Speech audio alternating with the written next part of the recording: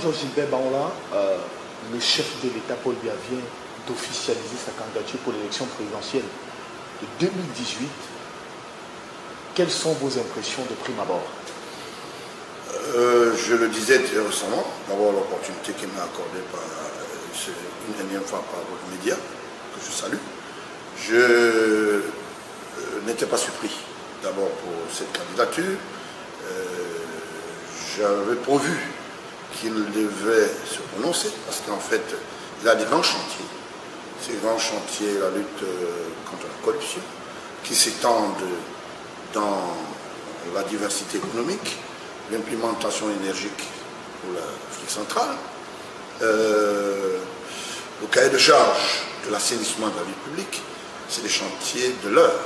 Et si je me prononce, c'est parce que je m'y accompagne à la mesure normale pour se mettre au-dessus de certaines escapades qui se disent et des malvoyants. Et je pense que c'est une bonne chose, il a su pour qu'il puisse continuer. Et à travers cela, peut-être vous allez demander ma position dans le cadre du parti.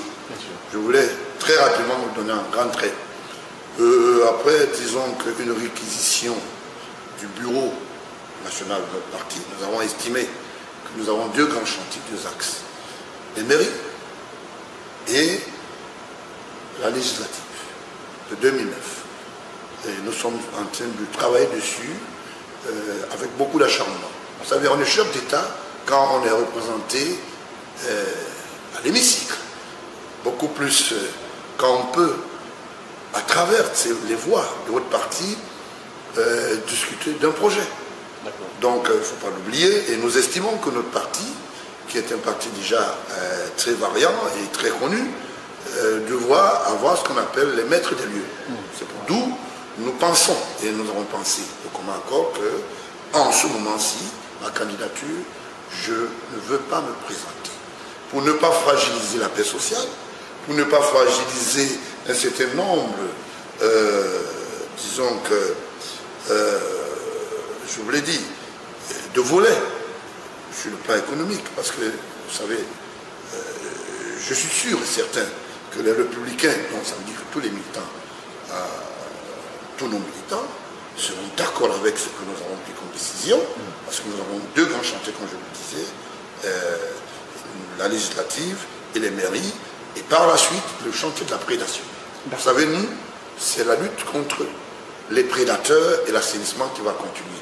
Et nous espérons qu'aujourd'hui, que ces élections vont se dérouler en toute quiétude, et j'interpelle les Camerounais à préserver la paix, parce que c'est un acquis, et on attend le massacre du monde. Estime, président Georges-Gilbert Baola, que cette nouvelle représentation du président pour la prochaine élection présidentielle pourrait vous porter, vous, dans les années à venir, à une succession probable de votre père.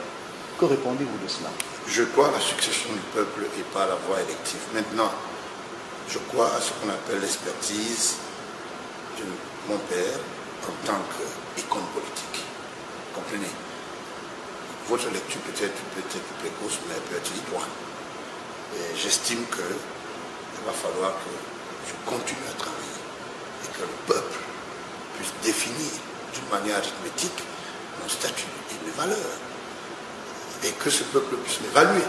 Maintenant, si papa estime un jour que je peux le remplacer, pourquoi pas, mais pas la voix du peuple et pour le peuple. C'est moi qui dis merci et je tiens absolument ici à interpeller tous les Camerounais, principalement les militants du Parti républicain, pour leur dire ce n'est que parti remise. Nous travaillons pour le législatif, pour les mairies. Ça ferait plus sérieux que nous soyons le parti qui ira au pouvoir avec toutes ses valeurs. Et j'estime aujourd'hui que ce n'est pas le mauvais temps d'accompagner celui qui est là aujourd'hui. Et si on l'accompagne, c'est parce qu'il faut préserver la paix.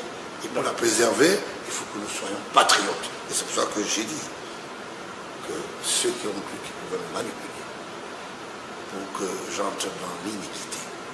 L'histoire retiendra que je suis un homme et un enfant bantou. Je sais comment ça se passe chez les bantous.